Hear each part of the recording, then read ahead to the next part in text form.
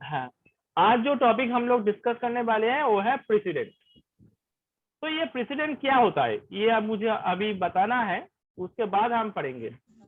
ये प्रेसिडेंट ये होता है, हम लोगों का जो क्रिमिनल मैनुअल है, जहाँ पर आईपीसी का एक इंडियन पेनल कोड है, वहां में क्या होता है, वहां में होता है जो जो पनिशमेंट जो जो ऑफेंस होता है उसका ऑफेंस आईपीसी में लिखा होता है। जो ये रेप किया तो इतना पनिशमेंट, मर्डर किया तो इतना पनिशमेंट, ये सब कुछ आईपीसी में लिखा है। तो मान लो ऐसा कुछ ऑफेंस हो जिसका कोई भी पनिशमेंट आईपीसी में नहीं लिखा हो, ठीक है, तब क्या होगा? तब वो बंदा छूट जाएगा? नहीं, तब होगा ये प्रेसिडेंट दो कोर्ट इशू कर सकता है, एक हाई कोर्ट और एक सुप्रीम कोर्ट। तब क्या होगा? तब ये होगा हाई कोर्ट और सुप्रीम कोर्ट वो केस को पूरा जांच करेगा। जांच करने का बाद एक जजमेंट देगा, ये ठीक है, ये सेक्शन अभी आईपीसी में नहीं है, तो अभी इसको 10 साल की सजा दिया जाए, तो 10 साल की सजा दे देगा। ये जो सुप्रीम कोर्ट और हाई कोर्ट ने 10 साल की सजा दिया, इसको तुमको विद इन एक सर्टेन पीरियड के अंदर तुम्हें पार्लियामेंट में पास करना पड़ेगा। पार्लियामेंट पास किया तो ये लॉ हो जाएगा, और नहीं किया तो जिस केस के ऊपर सुप्रीम कोर्ट हाई कोर्ट में जजमेंट दिया उसके ऊपर वो पनिशमेंट एप्लीकेबल हो जाएगा। बट फर्दर वो पनिशमेंट सेम केस के लिए एप्लीकेबल नहीं होगा। दूसरे केस हुआ सेम मैटर के ऊपर, ठीक है, तब हाईकोर्ट के लिए हाईकोर्ट को फिर से जजमेंट देना पड़ेगा। तुम ऐसा नहीं रेफरेंस मैंने तुम पिछले वाला केस रेफरेंस में टान नहीं सकते, क्योंकि पार्लियामेंट ने तुम्हारा जो जजमेंट है वो जजमेंट दिया है 5 इयर्स का सजा, 10 इयर्स का सजा, जो जजमेंट दिया है वो जो न्यू ऑफेंस का उसका अप्रूवल नहीं किया पार्लियामेंट।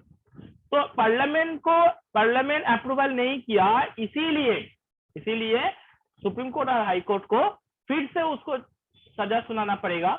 बट पार्लियामेंट में अप्रूव कर दिया तो तुम चाहोगे तो फर्दर वो ही सब्जेक्ट मैटर के ऊपर केस होगा, तो पिछला वाला केस को तुम रेफरेंस लेकर सेम वो केस जीत जाओगे।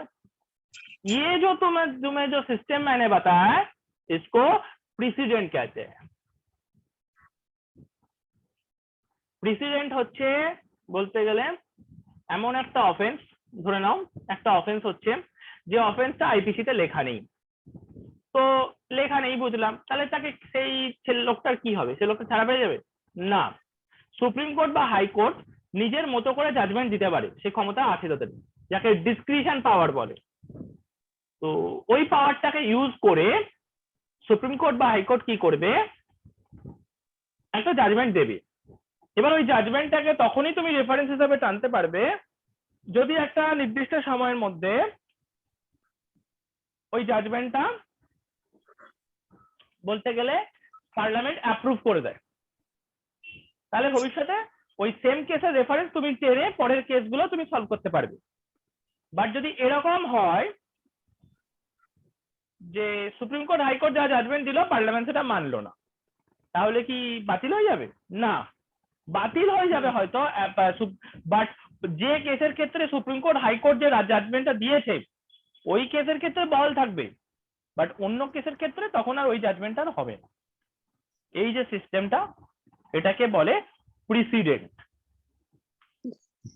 আমি ডেফিনেশনটা পড়ছি, দেখো এখানে বলছে the decision of the high court এবং supreme court in a suit or case, একটা মামলায়, ঠিক আছে, which has come with the view of justice, equity and good conscience, and before it there is no other laws and decision in respect of saying matter, then the said decision is precedent. Every citizen is bound to obey the precedent. অর্থাৎ তাহলে একটা জিনিস বুঝতে পারলে যে আমি যেটা বললাম সেম জিনিস এখানেও লেখা আছে। ক্লিয়ার?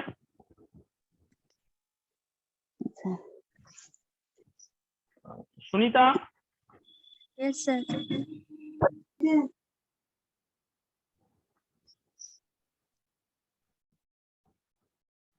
दूसरे पार्ट जो है यहाँ पर, वो जो तुमने वहां पर बताया प्रेसिडेंट का मीनिंग पढ़ा, आप प्रेसिडेंट का डेफिनेशन तुम लोग पढ़ोगे। तो प्रेसिडेंट का डेफिनेशन में क्या है, देखो लिखा है the decision of the supreme court and high court in a suit और case which has come from the view of justice, equity and good conscience before it there is no other laws and the decision in respect of said matter is called precedent. Every citizen is bound to obey the precedent which is delivered by appropriate court. If any person has not obeyed this president he shall be punished for the violation of law.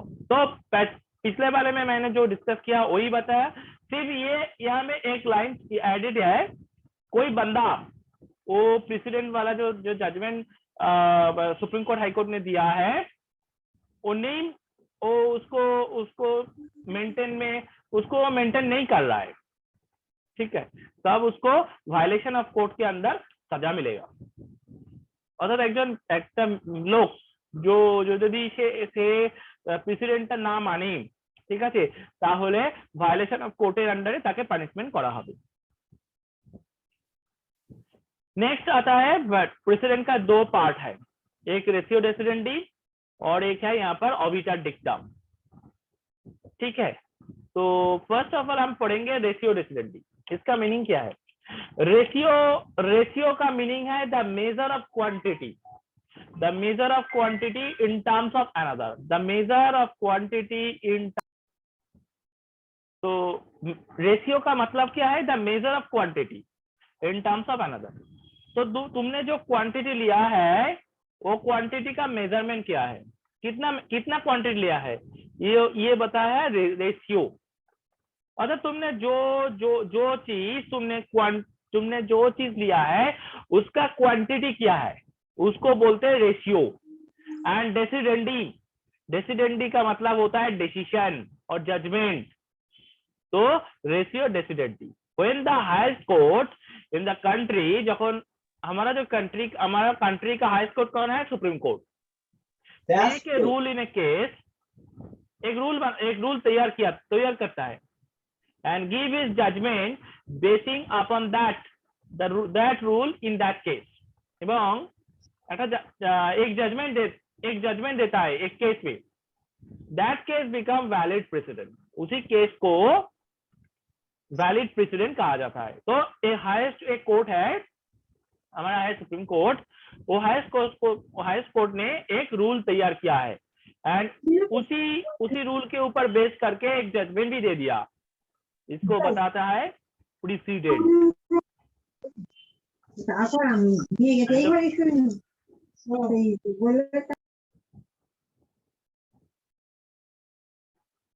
The court enumerates the reason for conclusion of the decision in that case।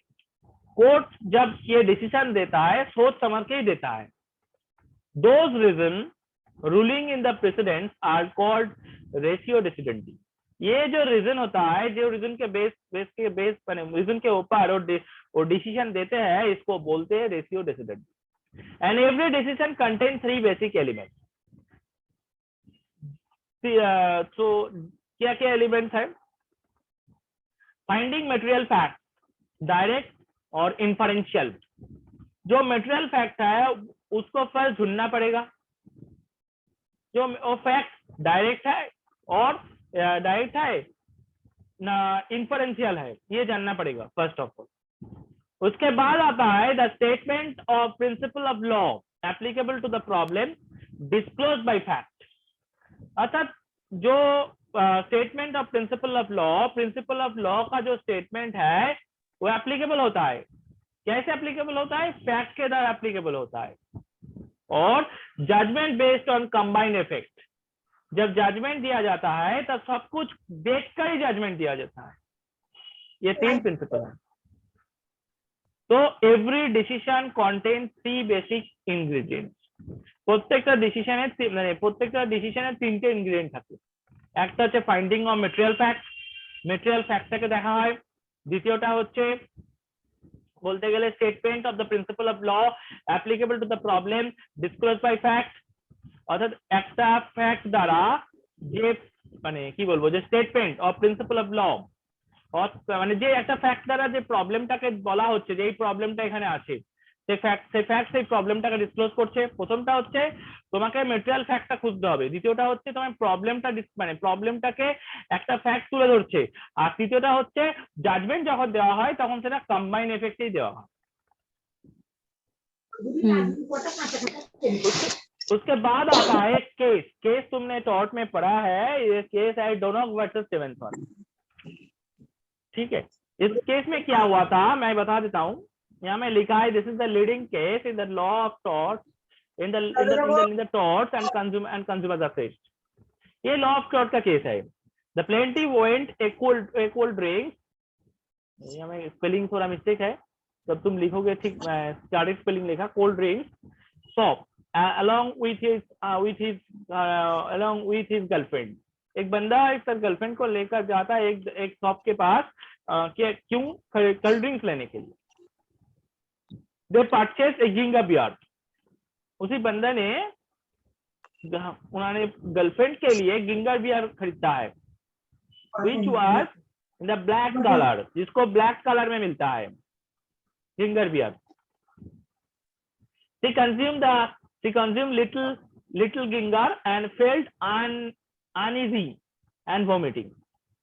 तो उसका जो girlfriend था, वो girlfriend थोड़ा ginger beer खाया है and उसके बाद उसको वोमिटिंग आया है।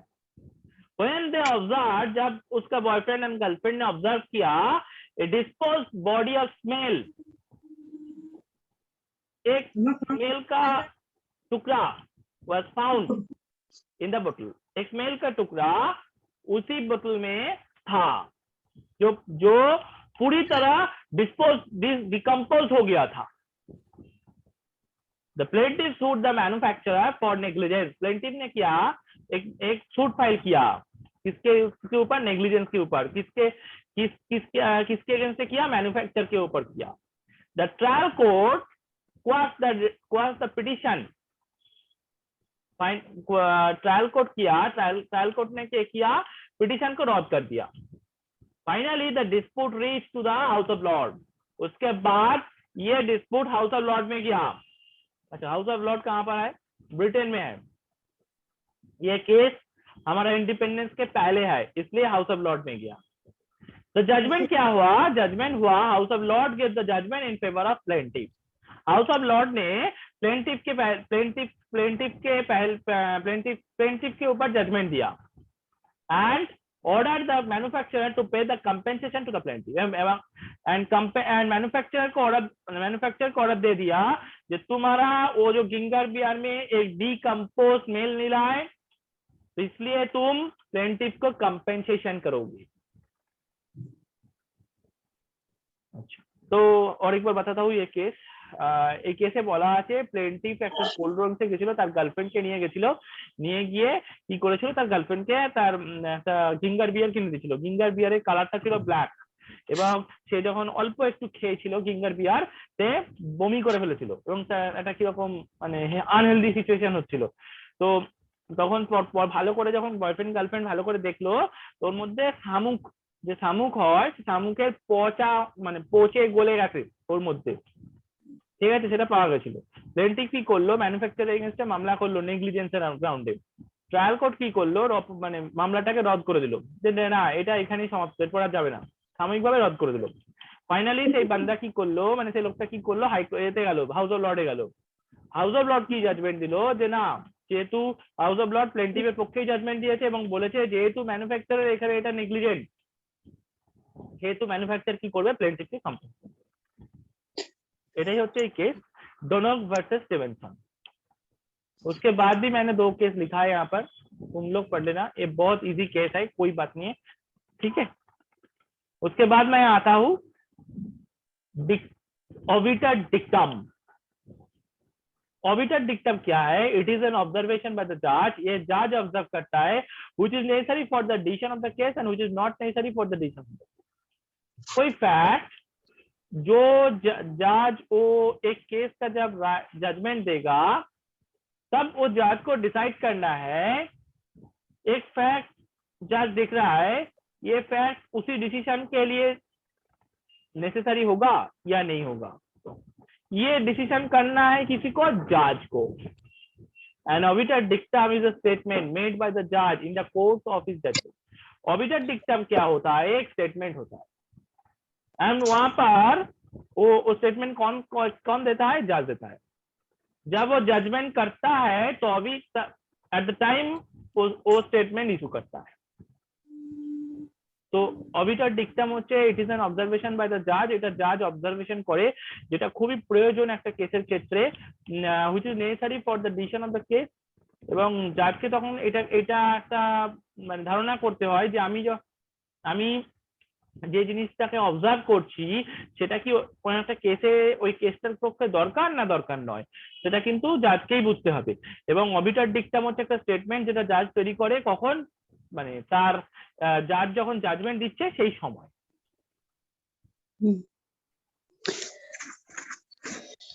अभी तक क्लियर है ना सब? Yes sir. अच्छा सुनीता की बोल लो, Yes, sir. तुमको क्या हुआ है? बीमार हो? नहीं सर, हाँ नहीं सर, ठीक हूँ। ना, तुम्हारा आवाज नहीं आ रही है इससे मैं बता रहा हूँ। नहीं सर, ठीक हूँ मैं। अच्छा, उसके बाद आता है काइंड्स ऑफ प्रेसिडेंट। प्रेसिडेंट का कितना टाइप होता है वो हम जानेंगे अभी। देखो यहाँ पर लिखा है authoritative president, authoritative and persuasive president, absolute and conditional president, declaratory and original president. ये तीन पार्ट है प्रेसिडेंट का, ये तीन पार्ट ही हम लोगों को पढ़ना पड़ेगा। फर्स्ट ऑफ ऑल हम आते हैं authoritative and persuasive president. Authoritative precedent is one which judges must follow whether they approve it or not. Authoritative precedent ये होता है एक जज उसको फॉलो करते हैं। ऑथोरिटेटिव प्रेसिडेंट, वो प्रेसिडेंट अप्रूव हुआ या नहीं हुआ कोई बात नहीं है, बट उसको जज फॉलो करता है। And it must be followed by the inferior court whether they approve it or not. सिर्फ जज ही नहीं, इंफीरियर कोर्ट भी वो फॉलो करता है authoritative president. And persuasive precedent is one where the judges are under no obligation to follow, but they follow it to provide a greater decision. Persuasive precedent क्या होता है? जज फॉलो करता है, क्यों फॉलो करता है? ग्रेटर डिसीजन के लिए फॉलो करता है, एक ग्रेट डिसीजन के लिए फॉलो करता है persuasive precedent. And but the judge is not bound to follow it. But ये persuasive precedent जज बाउंड नहीं है, वो चाहे फॉलो नहीं कर सकता, बट ग्रेटर डिसीजन के लिए वो लोग फॉलो करता है। Authoritative precedent is a legal source of law. Authoritative precedent क्या होता है? लीगल सोर्स होता है। And persuasive precedents are merely historical. Authoritative precedent एक लीगल सोर्स है, ठीक है, बट पर्सुएसिव प्रेसिडेंट क्या है कि हिस्टोरिकल है, merely हिस्टोरिकल और ऐतिहासिक से आया है persuasive president. Authoritative president has a legal claim. Authoritative president में तुमको लीगल क्लेम मिलेगा, बट पर्सुएसिव प्रेसिडेंट के कोई लीगल क्लेम नहीं मिलेगा। তো অথরিটেটিভ প্রেসিডেন্ট এখানে বলা আছে জাজ ফলো করে সেই প্রেসিডেন্ট অ্যাপ্রুভ করতেও অ্যাপ্রুভ হতেও পারে, নাও হতে পারে, তাও জাজ সেটাকে ফলো করে এবং সেটা ইনফিরিয়ার কোর্টটাও ফলো করে। এবং পার্সুয়েসিভ প্রেসিডেন্টের ক্ষেত্রে কিন্তু যদি কোনো গ্রেটার ডিসিশন দিতে হয় সেই জন্য জাজ ফলো করে, তবে পার্সুয়েসিভ প্রেসিডেন্ট মানতেই হবে এরকম কোথাও লেখা নেই জাজের ক্ষেত্রে। অথরিটেটিভ প্রেসিডেন্ট হচ্ছে মানে একটা লিগাল সোর্স অফ লয়ের একটা source, legal source, but পার্সুয়েসিভ president কিন্তু পুরোপুরি ঐতিহাসিক ব্যাপার এবং অথরিটেটিভ প্রেসিডেন্ট কিন্তু লিগাল ক্লেম থাকে, বাট পার্সুয়েসিভ প্রেসিডেন্ট সেরকম কোনো ক্লেম থাকে না। उसके बाद आता है एब्सोल्यूट और कंडीशनल प्रेसिडेंट। ये absolute precedent can be divided into two part, absolute precedent and conditional. ये ऑथोरिटेटिव प्रेसिडेंट जो होता है, authoritative precedent can be divided into two part, absolute and conditional precedent. अभी हम पढ़ेंगे absolute precedent. Absolute precedent is just like authoritative precedent because जजेस are bound to follow even it is not approval. अर्थात यहाँ में तुम देखे हो ऑथोरिटेटिव प्रेसिडेंट को टू पार्ट किया गया है कि एब्सोल्यूट एक कंडीशनल। तो हम एब्सोल्यूट जब आप डिस्कस करते हैं, एब्सोल्यूट प्रेसिडेंट वो होता है, एब्सोल्यूट प्रेसिडेंट एक ऑथोरिटेटिव प्रेसिडेंट होता है, बट जज को उसको फॉलो करना है, जज बाउंड है उसको फॉलो करने के लिए। कंडीशनल प्रेसिडेंट में क्या होता है? Conditional president means such president which is uncertain and obligatory. Conditional president क्या होता है? कंडीशनल प्रेसिडेंट ऐसा प्रेसिडेंट है जो अनसर्टेन है एंड ऑब्लिगेटरी है। আচ্ছা, এখানে বলছে অথরিটি প্রেসিডেন্টের দুটো পার্ট আছে, একটা অ্যাবসলিউট প্রেসিডেন্ট, একটা কন্ডিশনাল প্রেসিডেন্ট। আর এটা কি বলছে? অথরিটেটিভ প্রেসিডেন্ট, একটা অ্যাবসলিউট প্রেসিডেন্ট, কন্ডিশনাল প্রেসিডেন্ট। এবার এই অ্যাবসলিউট প্রেসিডেন্টটা কি অথরিটেটিভ প্রেসিডেন্টের মতোই, ঠিক আছে, এবং জাজেরা কিন্তু সেটা মানতে বাধ্য। আর কন্ডিশনাল প্রেসিডেন্ট কি? কন্ডিশনাল প্রেসিডেন্ট এমন একটা প্রেসিডেন্ট, কন্ডিশনাল প্রেসিডেন্ট এমন একটা প্রেসিডেন্ট, হ্যাঁ, যেটা টোটালি আনসার্টেন, মানে অনিশ্চিত কিন্তু অব্লিগেট, এবং তার সাথে অব্লিগেটরি জিনিসটা অবশ্যই থাকে, অনিশ্চিত হলেও অব্লিগেটরি থাকে, মানে সেটা কর্তব্যপরায়ণ। उसके बाद आता है declaratory and original president. Declaratory and original president में आता है, देखो लिखा है, we sometimes say that declaratory precedent is existing laws। Declaratory president को एग्जिस्टिंग लॉ कहा जाता है। जो लॉ अभी आईपीसी में है उसको डिक्लेरेटरी प्रेसिडेंट कहा जाता है।